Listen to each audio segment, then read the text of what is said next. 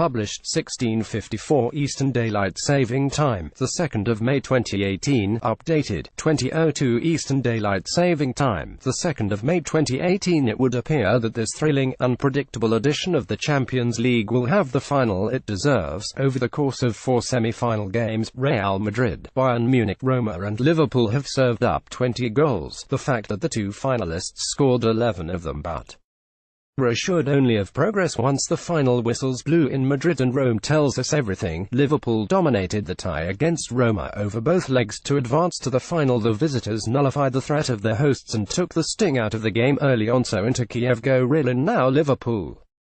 The last time they contested the final of this competition was in 1981, when it was known rather fittingly and simply as the European Cup. There was just one goal scored that night in Paris and it went to Liverpool.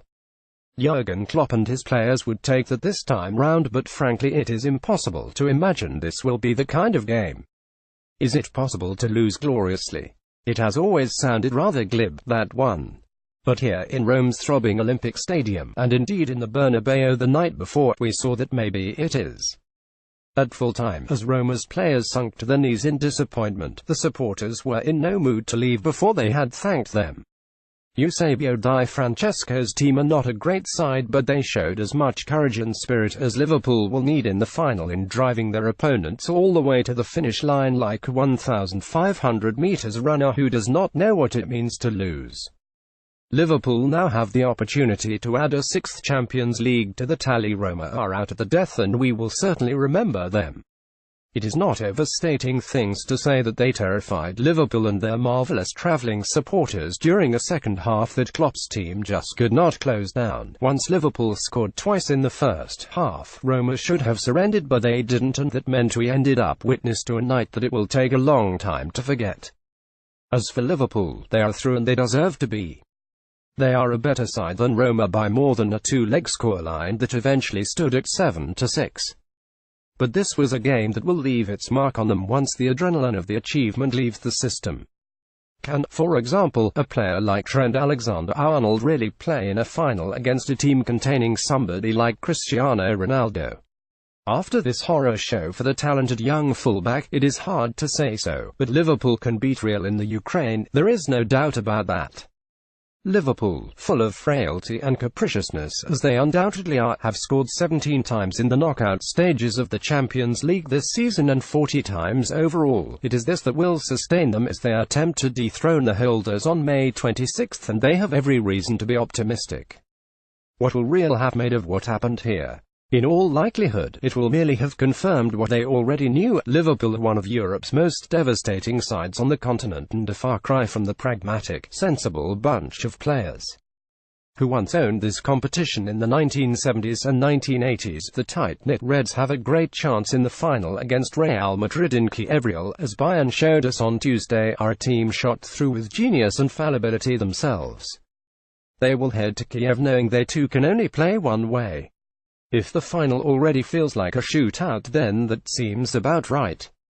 Liverpool did everything right here for a while, and when the game stood at 1-0, 2-1 and even 2-2, it seemed inconceivable that anything could go wrong. It did go wrong, though. It didn't cost Klopp and his players a place in the final. Only an outright disaster would have done that. But this did go wrong, nevertheless. There were moments in the second half when Roma were perilously close to scoring a third during a period that still saw almost 25 minutes still left on the clock.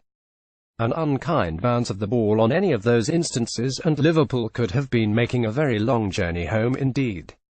Young Alexander-Arnold has been brilliant at times this season. He will surely be Liverpool's right back for years to come. This was a dreadful night for him, though. It was a night when his impetuosity and inexperience betrayed him. Jurgen Klopp's side may not have put on a performance for the purists, but their through Real have so much class and experience, but have also shown signs of fallibility more widely. Liverpool simply fell into the trap of failing to keep the ball well enough in the second half. As a result, the game became too stretched. That was what Roma wanted, not Liverpool. Klopp's team have missed the steadying influence and young legs of Emre Can in the midfield. James Milner has worked manfully as a replacement, but Real will look to play in and around the base of Liverpool's midfield in the final. Liverpool, for their part, will merely try to work the ball in the right areas. Roma had 23 attempts on goal during this game, and that cannot happen again if Liverpool are to lift the trophy. As we look ahead, though, it is this combination of sporting characteristics, both good and bad, that cannot make the coming weeks pass quickly enough. Who really wants perfection in sport anyway? Real Madrid and Liverpool will hit and hit hard as they bring the curtain down on the season. It may turn out that the respective semi-finals have merely been an exercise in rehearsal. Loris Karius looked like he has a mistake in him that Los Blancos could take advantage of.